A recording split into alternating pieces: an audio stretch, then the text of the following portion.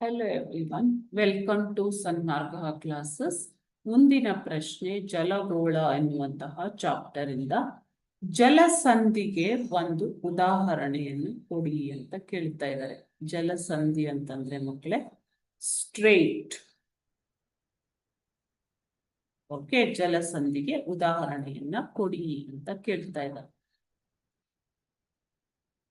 ಜಲಸಂಧಿಗೆ ಉದಾಹರಣೆ ಅಂತಂದ್ರೆ bearing ಜಲಸಂಧಿ. So ಜಲಸಂಧಿ ಅಂತಂದ್ರೆ ಎರಡು ವಿಶಾಲ ಸಮುದ್ರಗಳನ್ನ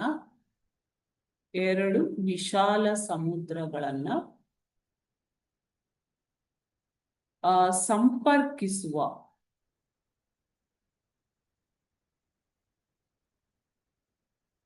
ಎರಡು ಭೂಭಾಗಗಳ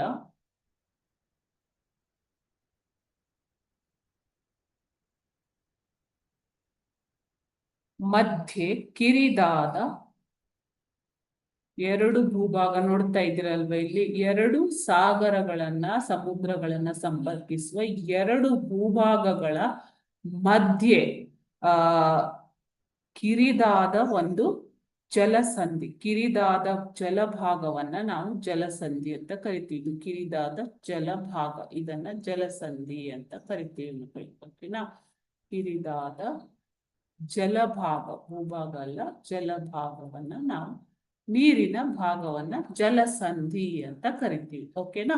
ಎರಡು ಸಮುದ್ರವನ್ನ ಸೇರಿಸುವಂತ ಎರಡು ಭೂಭಾಗಗಳ ನಡುವಿನ ಒಂದು ಜಲಭಾಗವನ್ನ ಜಲಸಂಧಿ ಅಂತ ಕರಿತೀವಿ. ಓಕೆ, ಸೊ ಬೇರಿಂಗ್ ಜಲಸಂಧಿ ಉದಾಹರಣೆ ಪಾಕ್ ಜಲಸಂಧಿ, ಜಿಬ್ರಾಲ್ಟರ್ ಜಲಸಂಧಿ, ಬೇರಿಂಗ್ ಜಲಸಂಧಿ.